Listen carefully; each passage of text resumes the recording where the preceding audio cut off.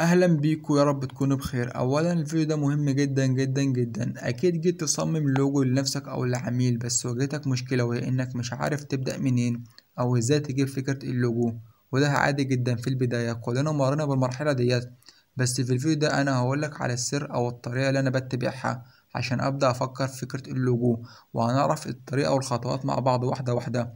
كل كلمة هقولها في الفيديو ده مهمة جدا جدا لحد اخر ثانية في الفيديو. وبعد الفيديو ده هتلاقي الموضوع بقى أسهل بكتير في إنك تلاقي فكرة اللوجو. بس قبل ما نبدأ عاوزين نعمل لايك وشير، ويلا بدنا نبدأ.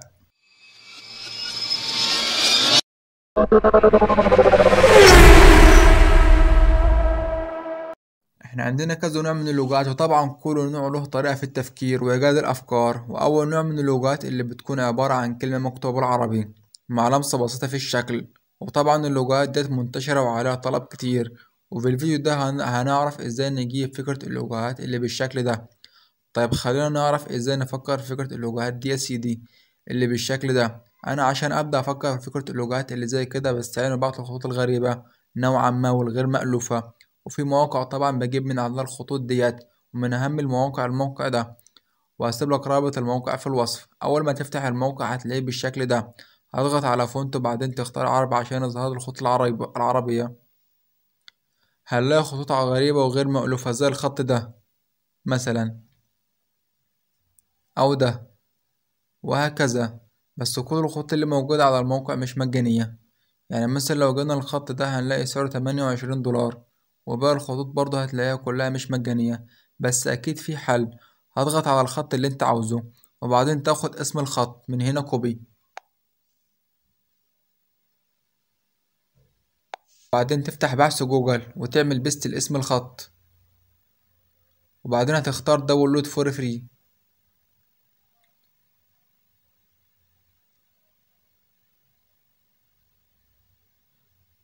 هيجيب لك موقع ممكن تحملها الخط المجاني. هتختار الموقع ده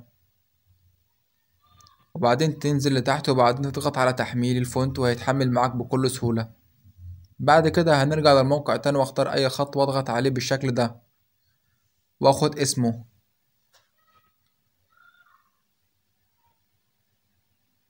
هروح في الموقع اللي انا نزلت منه الخط اللي فات واروح على السيرش الخاص بالموقع واكتب اسم الخط. هذا الخط برضه موجود على الموقع، وهحمله بنفس الطريقة وهكذا باقي الخطوط. وانا برضه حملت مجموعة كبيرة من الخطوط اللي من النوع ده، وهسيب لك رابط تحميلهم في الوصف او على قناة التليجرام، وجميع الروابط هتلاقيها في الوصف.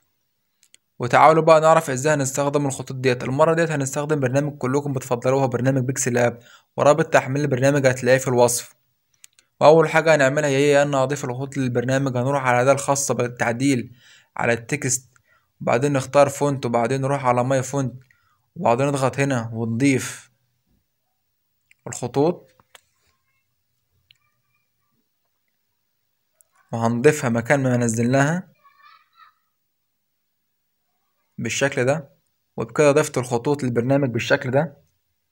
وتعالوا نفكر مع بعض ازاي نعمل لوجو بالطريقة ديت. انا هعمل لوجو باسم كنكرز. لما يكون اللوجو مكون من كلمتين خلي كل كلمة في طبقة لوحدها. مع علامة الزائد هضيف نص، واضغط هنا مرتين واكتب اول كلمة.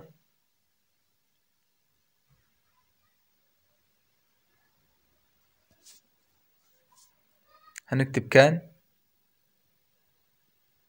وبعدين من قائمة الإيراد هعمل لها كوبي الطبقة ديت بالشكل ده، واضغط مرتين على الكتابة واضيف الكلمة تانية كرز بالشكل ده. بعد كده اغير نوع الخط واختار من الخطوط اللي انا نزلتها من الأداة الخاصة هختار فونت، وبعدين اجرب واختار الخط المناسب.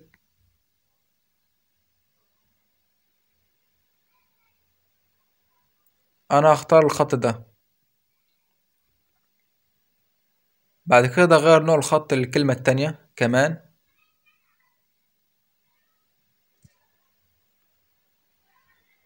وابدأ اجرب واعمل تداخل للكلمتين مع بعض. يعني مثلا لو حطيت الكلمتين في ريح بعض بالشكل ده هيكون شكلهم حلو برضو، بس انا عاوز اعمل تداخل الكلمتين مع بعض في كلمة كان، في تجويف بين حرف الالف وحرف النون. وفي كلمة جرس هعرف الكاف هعمل بروز على نفس الشكل التجويف اللي في كلمة كان. يعني ممكن ادخل حرف الكاف اللي في التجويف ده، بس لو جيت اجرب هلاقي المساحة صغيرة، فمحتاج اعدل في شكل الكلمتين. اول حاجة في كلمة كرز عاوز اخلي حرف الكاف لوحده عشان اعرف اتحكم فيه، بس لو خليت حرف الكاف لوحده شكله هيتغير بالشكل ده. فاخلي الكاف والراء مع بعض، وبعدين امسح حرف الراء، وعشان اعرف امسح حرف الراء لازم احول الكلمة لشيب. فهضيف من علامة الزائد شيب، من علامة الزائد هضيف لها شيب، واخلي لوبيست على زيرو. وبعدين من قائمة الإيراد هضغط هنا وأحدد طبقة الكلمة وطبقة الشيب اللي أنا لسه عاملها، وأضغط هنا عشان أدمجهم مع بعض في طبقة واحدة وأحولهم لشيب. بعد كده من أداة الإرث كلر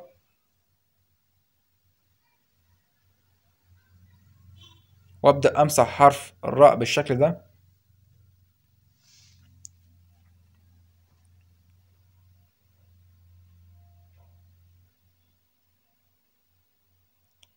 بعد كده هكبر كلمة كان وأضغط مرتين وأمسح حرف النون.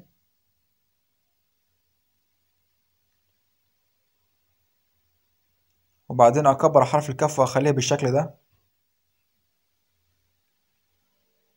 بعد كده هحدد حرف الكاف والألف من قائمة الإيراد هعمل لهم كوبي،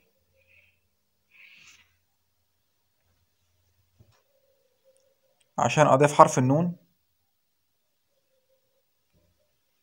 وبعدين أخليه بالشكل ده.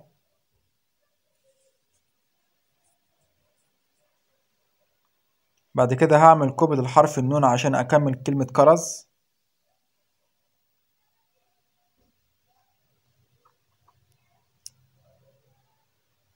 هكتب كلمة كرز كاملة عشان الحروف تاخد نفس الشكل، وبعدين أمسح حرف الكاف.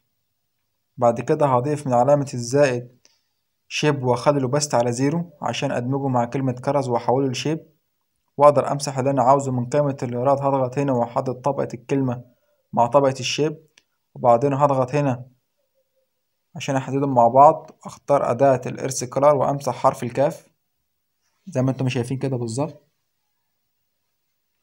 بالشكل ده. مسحت حرف الكاف.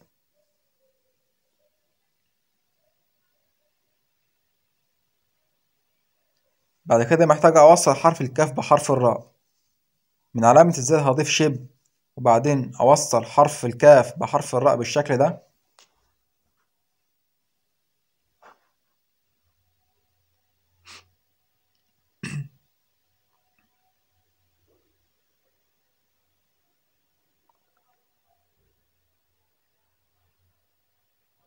بعد كده هفتح قائمة الليارات وأضغط هنا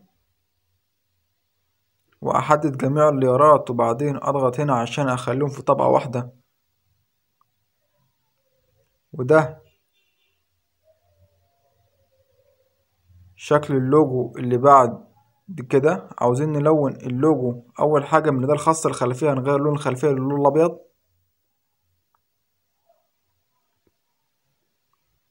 بعد كده بنكرر هغير اللون بتاع اللوجو واخلي اللون ده. بعد كده هضيف تكست واكتب اسم البراند بالانجليزي بالشكل ده.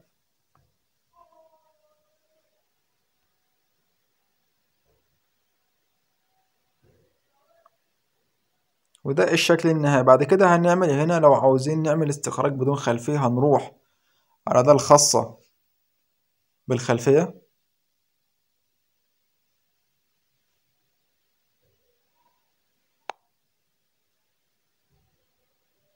ونمسح الخلفية بالشكل ده. بعد كده لو جينا نفتح اللوجو هنعمله زوم هنلاقيه بكسل والجودة مش أحسن حاجة، بس في حل للمشكلة دي. هنفتح موقع فيكترايز اي وهسيب لك رابط الموقع في الوصف. بكل بساطة تفتح الموقع وتضغط هنا وتختار اللوجو، وبعدين تضغط اوكي وتستنى النتيجة. ودي النتيجة قبل وبعد. طبعا الفرق كبير زي ما انت ما شايف، وعشان تحمل اللغة هتضغط على داونلود وبعدين تختار الصيغة اللي انت عاوزها. انا هختار PDF وبعدين تضغط ودي النتيجة النهائية. في الفيديو الجاي هنعرف ازاي نجيب افكار اللغات اللي من النوع ده. ما تنسوش اللايك والاشتراك في القناة، وبس كده، في امان الله.